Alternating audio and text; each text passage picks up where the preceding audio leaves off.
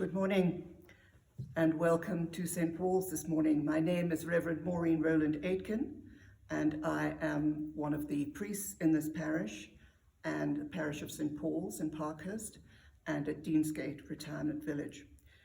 During Lent we have been looking at women of the Bible, more specifically the Hebrew women and what made them different. And today I'm going to be looking at Rahab, a woman of faith. In the book of Joshua, when the Hebrews were camped at Shittim in the Jordan Valley across from Jericho, Joshua sent out 2 spies to examine the fighting force of Jericho. The spies hid in Rahab, the prostitute's house, which was built into the city wall. Some men were sent to seize the spies and asked Rahab to bring them out, but instead she covered them under bunches of flax on the roof, protecting them from being captured.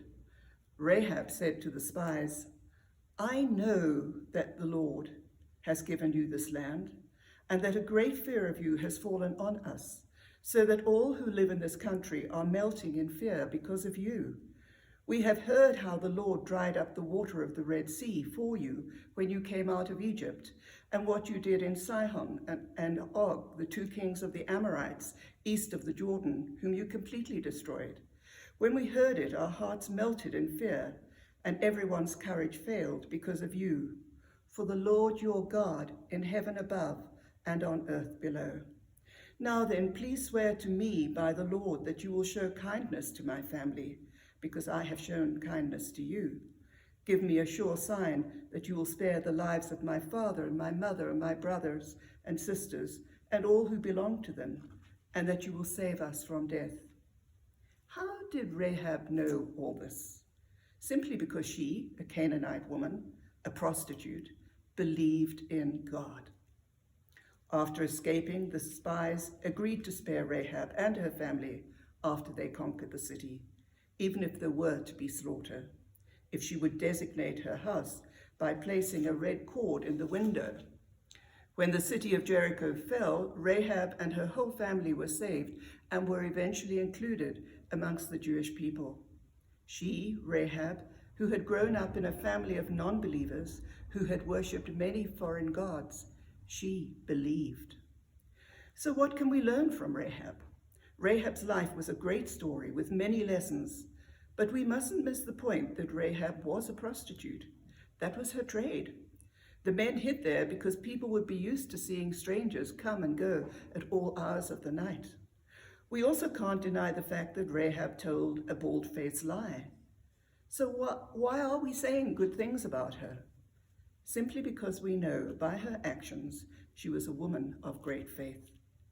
What, you may be thinking, a Canaanite woman? And yet she gets special mention in the New Testament book of Hebrews? You remember all those by faith paragraphs, starting with what Abraham achieved by faith, and then a long list of others who achieved what they set out to do by faith. Verse 31 says this: "By faith the prostitute Rahab, because she welcomed the spies, was not killed with those who were disobedient." Many people are intimidated by Jesus Christ. They hook him up with a lot of religious paraphernalia, big sanctuaries, stained glass windows, beautiful choir, pipe organs, formal prayers, and all the rest. When they look at the trappings, it's very intimidating for them. To many in the world today, Jesus seems too good to be true. And yet this is not what Jesus wanted us to know about himself. For instance, he called himself the friend of sinners, and he said he didn't come to call the righteous, but sinners to repentance. He said the Son of Man has come to seek and to save that which is lost. Probably never in your lifetime, certainly in mine, has our faith come more closely under scrutiny than today. Never have we been called to have this level of courage in the light of so much desperation. For years as believers, we've done all the right things, gone to church, read our Bible, prayed, joined a small group. And those things are important and certainly part of our identity as Christians.